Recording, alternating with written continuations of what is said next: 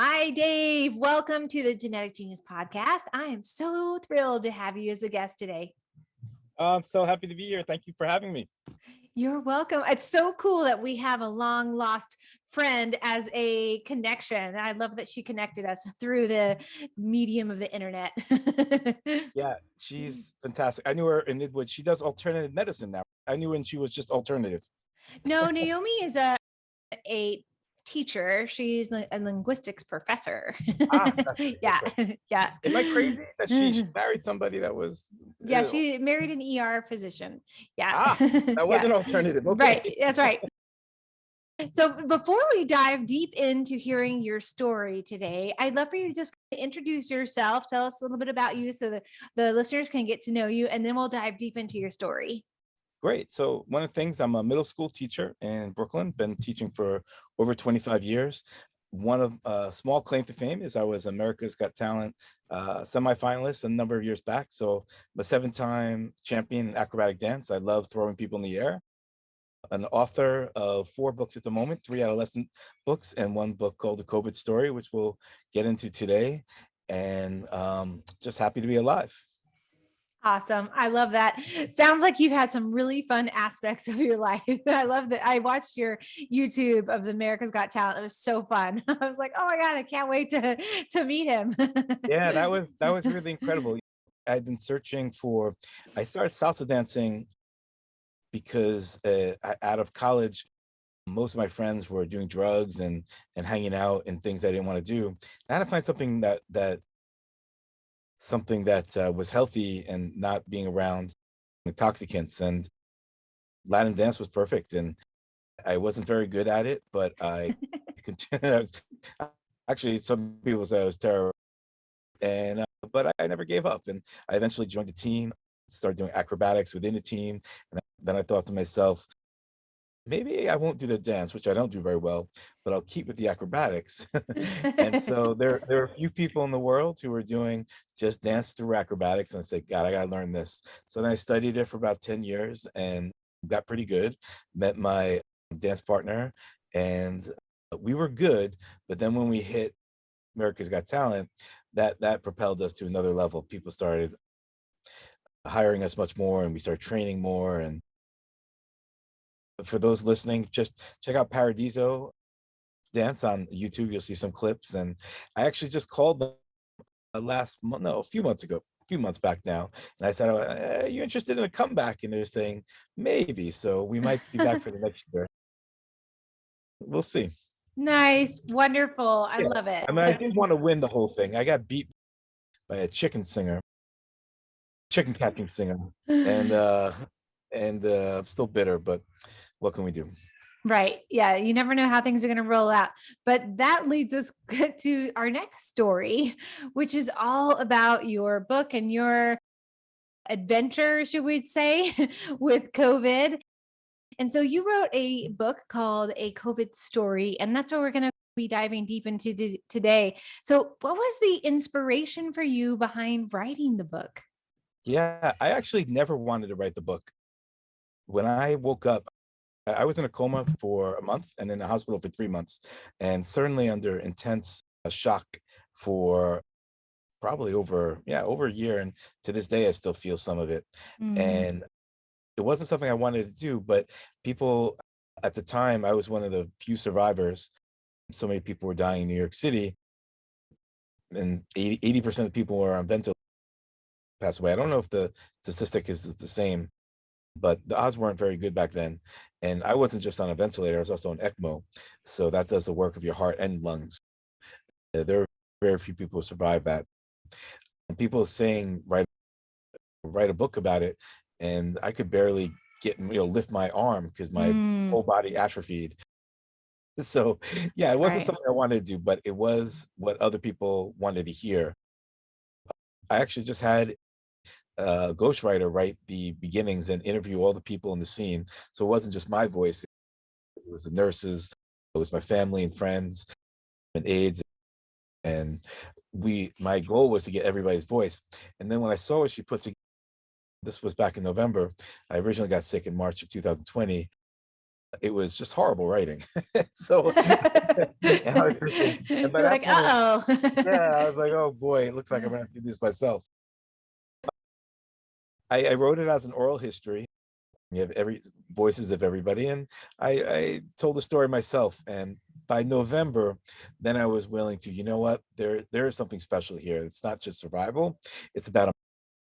And one of Mhm. the things that I learned very early in my recovery is at first I felt so happy to be alive, and then because I could barely move, literally I couldn't get out of bed for months. My whole body atrophied, my nerves were shot down, electric bolts were like flying all over through my body.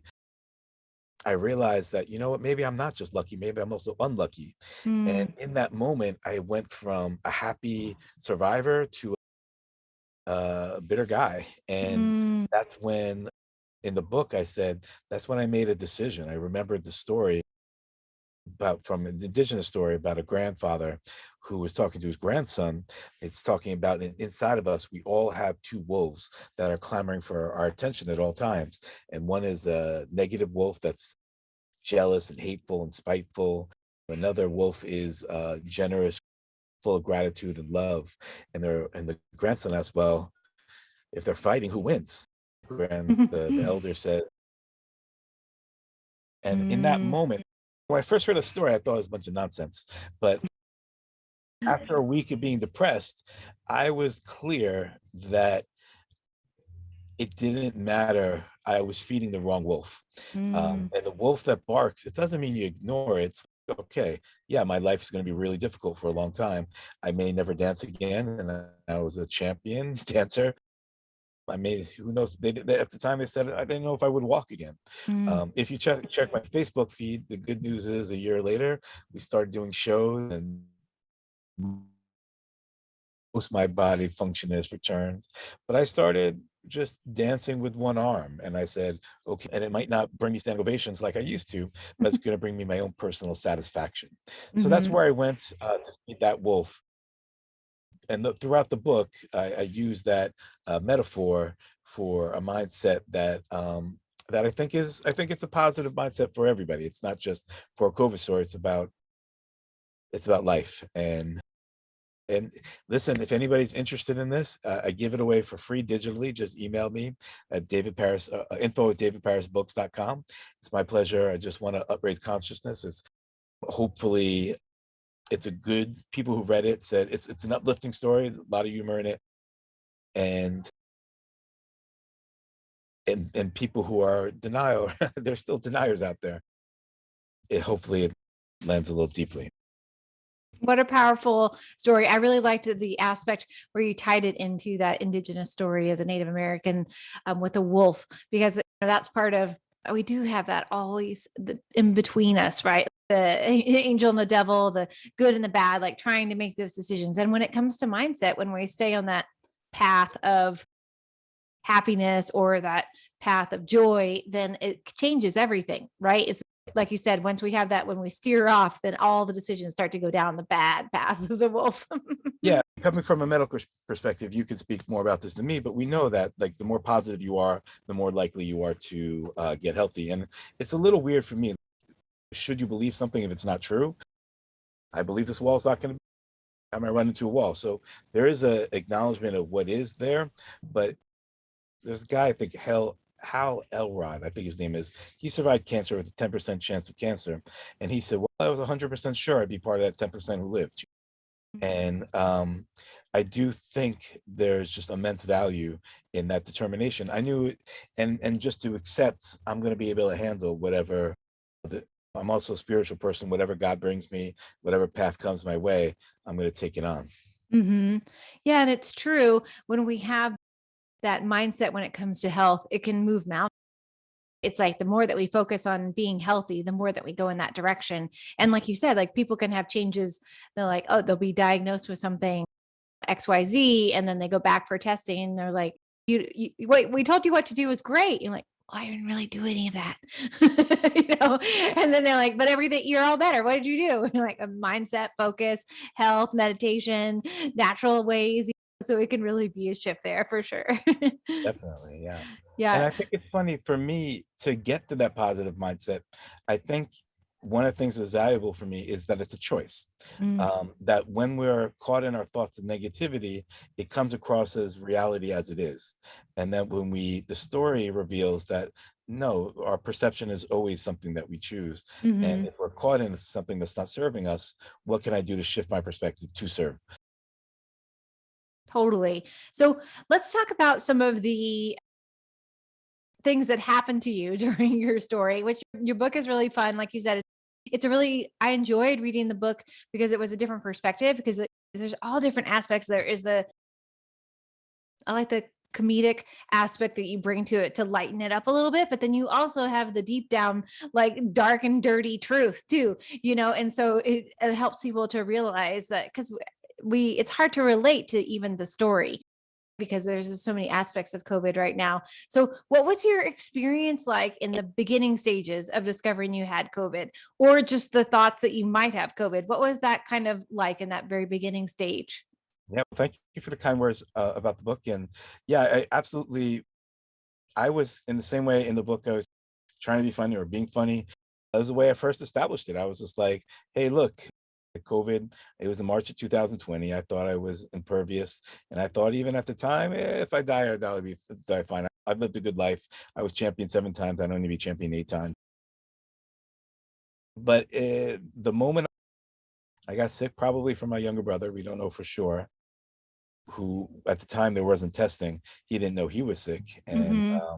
but he was fine. He's the same body type, almost the same age, and he was fine after a week. I actually welcomed it. I'm like, oh, I'll be fine. Then I'll have immunity, and Hmm. that would be great. Yeah, Right. things went quite the opposite for me. After Hmm. a week of being sicker than I ever had, it was the eighth day that I couldn't breathe, and that was back then. That's the time you go to the hospital. Before that, they Right. say don't go to the hospital because if COVID, you'll get it when you get there. This was like New York City was the epicenter, and they told us not to go to the hospital. And it's crazy. I found I talked to many people afterwards. Many people died in their homes because they were afraid to go to the Mm. hospital. Yeah, Wow. yeah, it's real. And I was almost that person. One morning, as sick as I was, and I couldn't breathe. I opened up the fridge and I just realized I needed to sleep. And I left the door open. I just lied down there in front and went to sleep In on front the of the couch. refrigerator. Yeah, and that's when I knew I was like, all right, You're like, something is not right something's not right. I need to go to the hospital. here. And Yeah.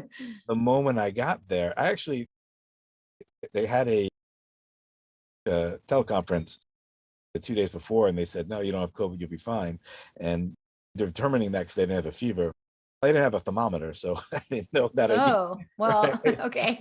So since I've gotten a thermometer since then, it's just like just the way I was unprepared. Our country was not prepared. Mm, Could have been prepared, was not, mhm. and all of that could have been avoided in many ways.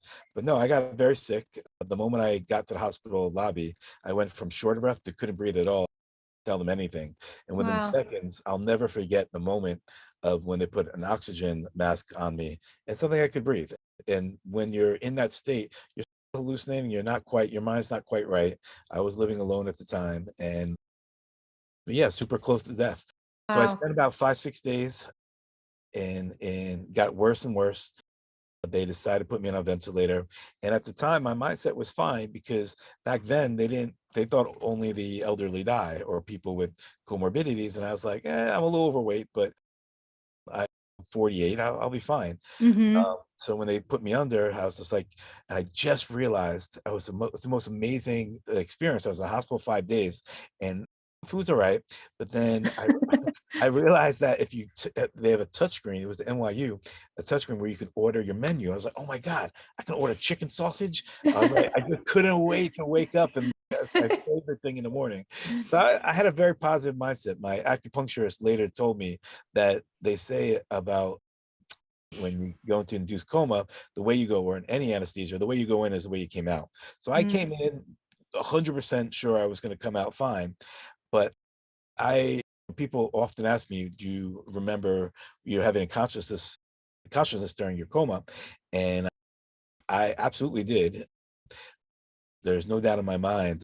I was dreaming, and I remember the moment where I realized I was going to die. And in Mm. this reality, not my dream reality, the first few nights they said my heart stopped 4 times. They had to resuscitate me a bunch of times. Yeah, it was really bad. Wow. But I remember in the dream where I was face to face with death, and I remember thinking, remember beforehand, I was ready to die. I was like, I've had a good life. When I was actually faced with that, I was like, no, You're I like, want I'm to live. not ready yet. I am definitely not ready yet. I remember that thought, and there was a spirit that told me, yeah, you're gonna have to work harder than you ever have in your life to live.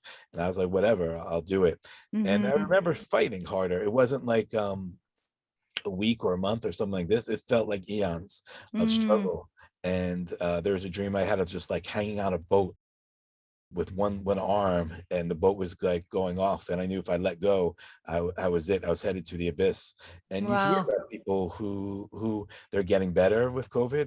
Their Hmm. inflammation marks, they look at inflammation marks a lot, and all of a sudden they just drop off. And I remember I just as easily could have been something like that, but um, Hmm. apparently I had a strong will to live, uh, and yeah, in the book I detail some of the more of the dreams, and I think. Sorry, I think your original question was, what was it like? No, it's all good. We can refocus here. Yeah. Yeah, I was asking about what the was experience was like in the beginning stages, and you totally hit that. That was perfect. Great. And you talked about how you didn't really think it was going to be that bad for you in the beginning. I love how that analogy of like, or the experience was like laying in front of the refrigerator. That's when you really know when things are sick, when you start to be in that in between land where reality and I don't know what else starts to meld in a different way, where you can't really focus on reality anymore. And you're like, okay, I need help. Yeah. Yeah, so um, that was way, and then it was interesting when I woke up, apparently it took me a month to get better. Because I was in ECMO, they usually give you 6 weeks, and I was getting close to that. I was at about 32 days. And when I woke up, I remember just feeling so thankful, grateful, and so many people, so many nurses, it seemed so many people pass away. Every nurse that came in was crying, happy to see me. And it really changed me that I didn't know that the medical world had this backup plan if things are not going to go well for you. It's it, just incredible how much they, from every bit of rehab, how much they thought about how to bring people back to their mhm. lives. I didn't know. I didn't know. I'd never been in the hospital overnight before, Mm. and I did it this time. That's for sure. Right. Yeah. A little bit longer than probably you want it to be there for sure. And did you have any other previous illnesses before contracting COVID, or that are said, what was like your current state of health at the time? Yeah, I was really healthy. My diet's blood pressure was good, 120 over 72. No history of anything, and yeah, you just don't know how it'll hit people. And it hit my brother, who was my same body, same mind, same. He was fine, Mhm. and you see it on the news constantly. There are people who were thinking it's a hoax or thinking it's not serious, and then Mm. when it was them, and it's hard because in our world we have so lack of trust in establishment, and often Mhm. for good reason. There's just like Right. there are a lot of lies out there. Uh, Right. Yeah, this is true. Yeah. The so in that experience when you one thing I thought was really interesting when they gave you the anti-malaria drug, then I thought that was an interesting part about your story. Were they thinking that you had malaria even though you'd already tested positive for COVID? Or can you talk a little? I know that some of the stuff you probably don't know, but based on from what they that told you one I do after, know. yeah. Yeah. So I was in the beginning, and back then they didn't know about remdesivir or any of the better treatments that the rich have now. But back then they were throwing anything, and Trump Mm, was the one who said, "Hey, look, try hydrochloroquine." And I do right. have a friend of a friend who said it worked for him, but you don't know if that was just he was getting better anyway. So it's hard to scientifically prove it. Between the horse dewormer and the malaria pill, yeah, they were throwing they were Oh my throwing gosh. anything at at Yeah. anybody. I happened to have a horrible reaction off. I remember from the time I took first the malaria pill back when I was in India in 19, and I Hmm. was hallucinating every single time. Mm. Yeah, and I would promise myself I would never take it again. I never took it when I went to travel overseas either because I knew how much a horrible drug it was. So I was really surprised that they gave that to you in your story. I was like, wow, they must have really been desperate at that point in time. I know you had it earlier on. I think they probably have a better handle on things now, or I hope anyway. No, But I still the around the world, they still give it, I think, according to, yeah, it's still some. used. Mhm. Yeah, but it's not proven to be effective. I know it wasn't effective for me. Yeah, they were throwing in my book, I said it was just 1 or 2 drugs, but in reality, it was like 5 that they Wow. yeah, Hmm. yeah, none of it worked, but I was saved by medicine. There's I was very fortunate. There are only a few ECMO machines in every hospital, and because New York City flattened the curve, there was one available for me. I was the 16th of 17 patients that was on an ECMO machine, and if it wasn't flattening the curve, I went in and got it. And to those people who don't know, ECMO machines like next level. It's like the Hail Mary when and yeah, they that gave me enough time to slowly recover. And I had 2 pneumonias. I had a COVID pneumonia and a different one. Mm, And they said I was the sickest person on the COVID floor. mm, And but those just I get constantly I get emails from people asking me about my experience, and I tell them keep having hope, whether it's you or somebody else. mhm. You don't know. There's my story. There's millions of not millions. There's thousands of stories of people who, in all aspects, being sick, make miraculous Right. recoveries. And what matters the most is I'm a spiritual person. I believe in the prayer. I believe in lots of people what positive energy they bring.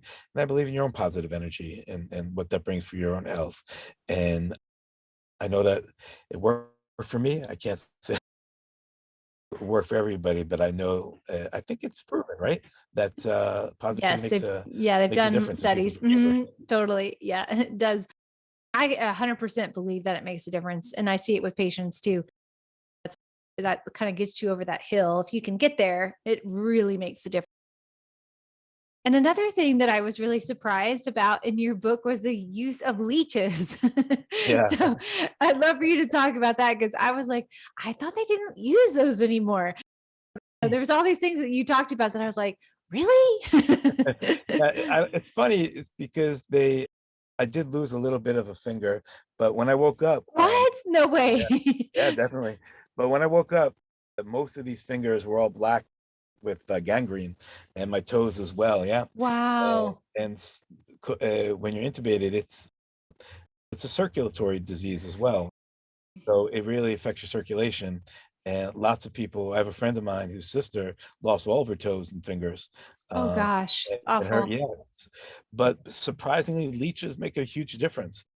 They are great at sucking. They put them on the fingers, and maybe that's what saved me. I might not have these fingers otherwise. That's right. That's really cool.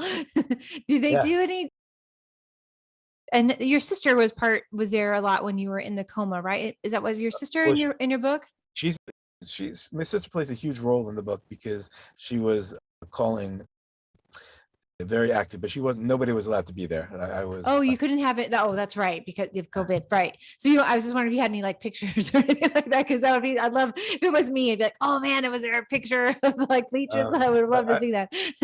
yeah, I found out about the leeches probably a few days after I woke up, and it's great. You talk to the nurses, and you got nothing else to do, so you're always talking about different things. And I Hmm. guess one of them was noticing that I was miraculously, when you get gangrene, usually it doesn't recede. That's it.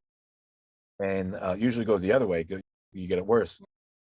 But for whatever reason, mines were receding. And the nurse said, it might have been those leeches. I said, what? You're like, wait a minute. Yeah, yeah, that's great. I love that. That's a technique that was been used for a long time ago, and it's I was just surprised I didn't think that it was used, but I'm glad that we're still using something that's so helpful Yeah. and that it helped you. That's pretty amazing. It's super rare. Like my Yeah. doctor told me, hey, don't be promoting this. It's not. And Go leeches. right, right, right. In a Gonna rare have a case, new shirt that says I love leeches. do. I personally I do, but they're only for specific Extreme surgeries. circumstances, right? Yeah, Yeah. and And what another part of your book that was so touching, I think, was that your friends and family made the video of voices and the music to yeah. listen to while you were in the coma. What was your recollection of that while you were in the coma? And do you think that it made a difference in your recovery and your connection back to the present? Yeah, I mean, it's interesting that a lot of people ask, do people have "Are you awake" when you're in a coma? And they played all my favorite music and performances as I was sleeping, and I was spending, it was a tough time for when I was in that dream world, but I also remember having the best shows and the best circumstances, the best hotels and the best theaters, standing ovations, and oh, it was the best. And so I know that the outside world, my Mhm. experience. And I also know that it was funny because at one point my sister was talking to me when I was in my coma, and she was telling me about a friend of mine who donated money on my behalf. And when I woke up, one of the first words is I was telling the nurse, "Yo, look, I donated $1 million to this hotel," because I remember the dream where I was donating the money. And so I just gotta tell you that it's the people make a huge difference, whether you're there Mhm. or your voices are there. People who I think they do track brain activity, Mhm. and they could, but I know that anything you can do on behalf of somebody who's in a coma, they can hear you, and Right. it's very special what that whatever you're able to do. Yeah, that was just such a special part of your book is just a what a wonderful gesture by your family and friends to do that for you to help. I mean, because you were in a coma for a long time. And I just can't even imagine what that would be like. But it sounds like part of it was actually a good experience for you in the dream world. I It's funny. I it was there are elements of it that were hard and elements that really brought me closer to living and closer to enjoying the people in me. I woke up thinking, "My God, I'm divorced. I don't I don't have kids, and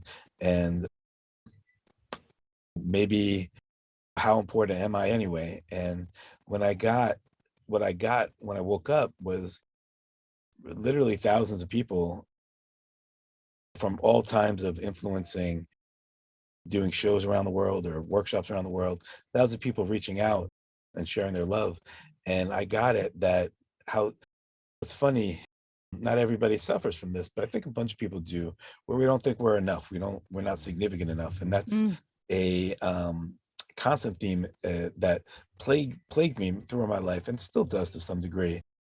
But going through this experience where people showed their love to me, realized, no, I don't have to do anything more. I don't have to be married. I don't have to have kids. I don't have to be more successful, win another championship. I just bring the positivity every day to the people around me is enough. mm. And that wasn't clear to me before my experience.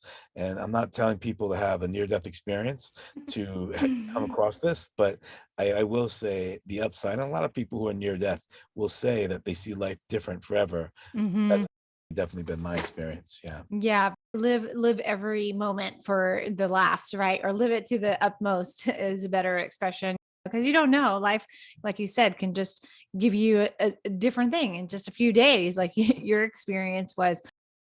And what have you made? Like, what's been your biggest change that you've made in your life or within yourself since you have been recovering? Yeah, I don't need to do something for my validation. I live my whole life that way, and it's just so clear that matters most is the present, is and my happiness in the present, and one doesn't need to have outer circumstances to find happiness. Sometimes it's a bit tricky as somebody stamps on your foot and doesn't say sorry. But, like, there's a spiritual path and in every moment, and that was revealed to me in my sickness, and that for me will never change. And, yeah, I don't know if that's the biggest change. Love it. And what about your health? Have you done things like you mentioned acupuncture? Have you done things that have shifted from that alternative health perspective, or have you made any particular like health changes? You're like, okay, I've gotten through this like major life illness. Hopefully, you'll never have to do anything like that ever again. Have you made any specific changes like that, or anything that's been different in the way that you've been handling your health? Yeah, I'm pretty healthy, so that wasn't a change for me, but, Mm-hmm. it's definitely I went to acupuncture for 6 months because, Mm. there's an acupuncturist named Cesar that healed another, friend of mine mother from a coma, and she gives him all the credit, and that, I think, had a lot to do with my recovery, Mhm. and I also did somatic therapy. I started doing CBT therapy, and both of those I stopped now, but did it for a number of months. Found that Mhm. really helpful. Um, but the perspective now is I'm always doing mindfulness meditation, and as a different PTSD comes my way or Mhm. any type of negativity, I do the 5 finger breath. I do, I hold my heart. I found it corny in the past. And now, yeah, now they help me stay present. And Yeah. yeah, Yeah, that's great. I love that you had that combination of alternative therapy to help your body to get back on track, because it's like it, like you said, he was atrophied. You needed to have the help to get your body back to functioning. And also that mental piece, so important for you to be able to. I can't even imagine, like you were like like unplugged for 4 months and then plugging back in. It's you're like, okay, I need some help here to get back on track. definitely. Yeah. Mhm. And what was so in that part of that, what was the recovery journey like? Was it, I don't know, exhausting? Was it easy to get back on track? I You could say mentioned that yeah, after 2 months, I was only able to walk 10 steps. what? Yeah. Wow, that's crazy. Yeah. And after I could barely still stand up, and certainly if I was lying down, I still needed help to get up. My my left arm was paralyzed for 4 months, and only Wow. recently came back. The nerves regenerated. The my right. So recovery was extremely hard. I can't. Yeah. And for somebody who loves his body so much, I love performing. I love doing things. It was this past year has been the hardest year of my life.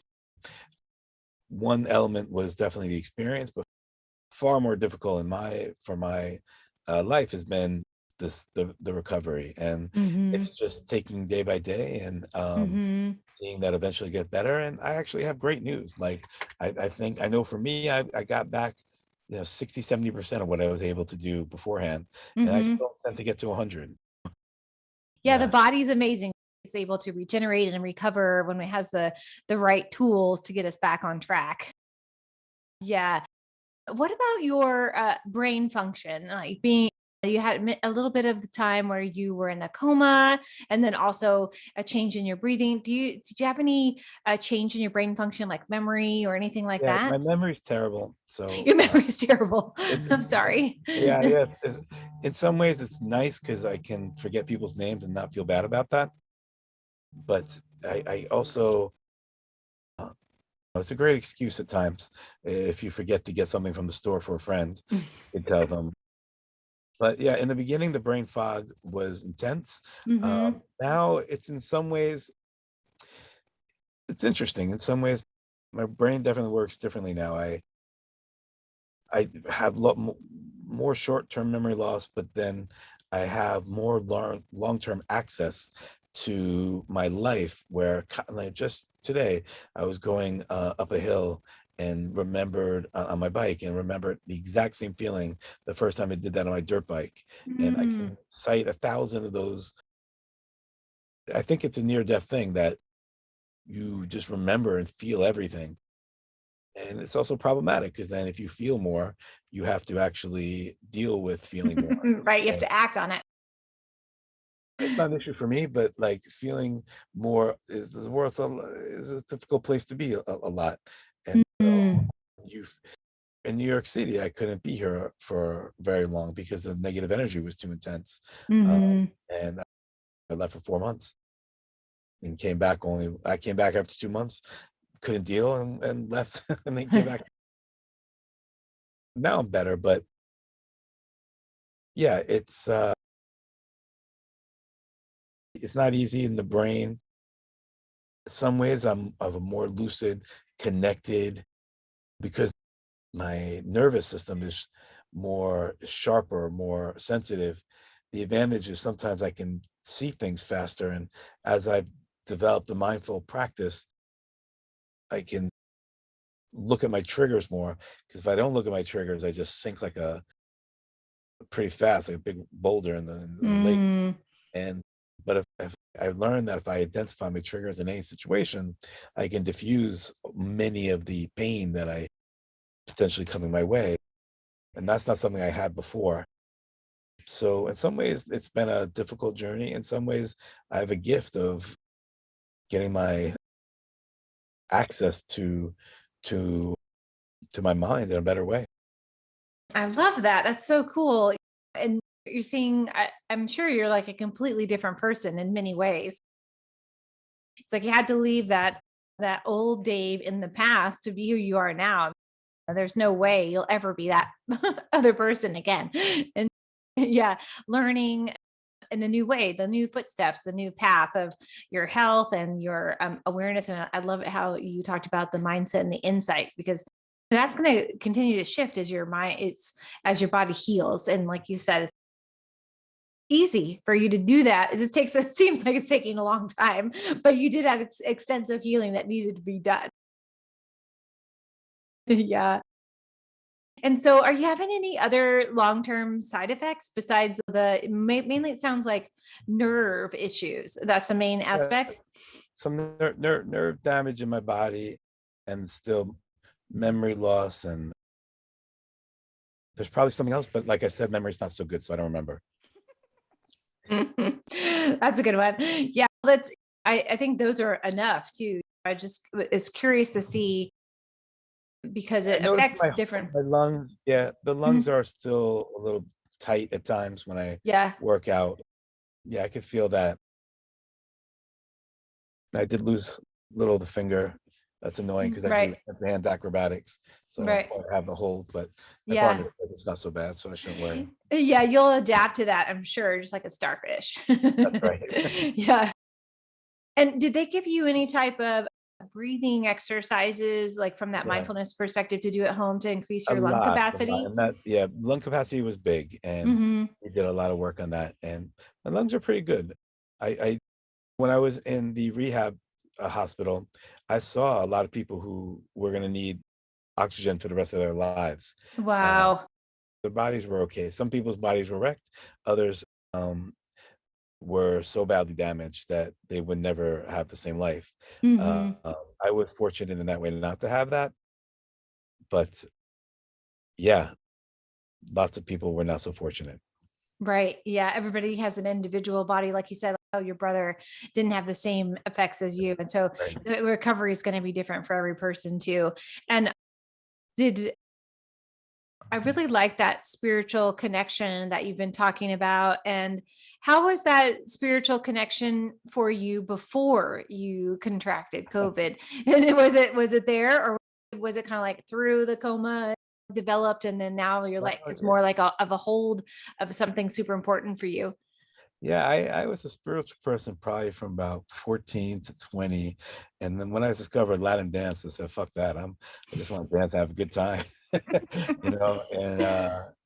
And it's a different type of spirituality. But no, yeah, I wasn't thinking spiritual things for decades Mm, until I was face to face with death. And that changed everything. yeah, totally. And what is your goal? Could you give us like a 1 year and a 5 year goal for your vision and dream for what you have coming up? Yeah. One year, I'd like to go back to America's Got Talent, not to win it, but to just showcase recovery and showcase the spirit of being the spirit of still pursuing your passions just because they're on one side, you don't want to do something doing something for outward affirmation is the dog chasing its tail. You're always going to be doing that.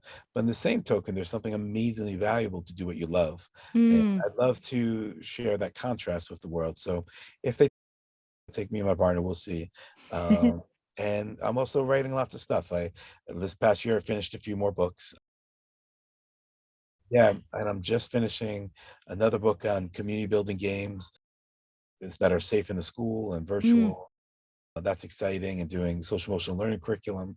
So a year from now, I would like to have all those things in place. And there are projects that I'm getting to that I put aside in the old days that I'm making a priority now. Communication for dance couples, goals curriculum for teenagers. That's a platform online. It's going along slowly. I don't know if that'll be ready in a year, but 5 years, maybe 3 years that'll be ready. And in 5 years, yeah, I'd say if I'm so fortunate,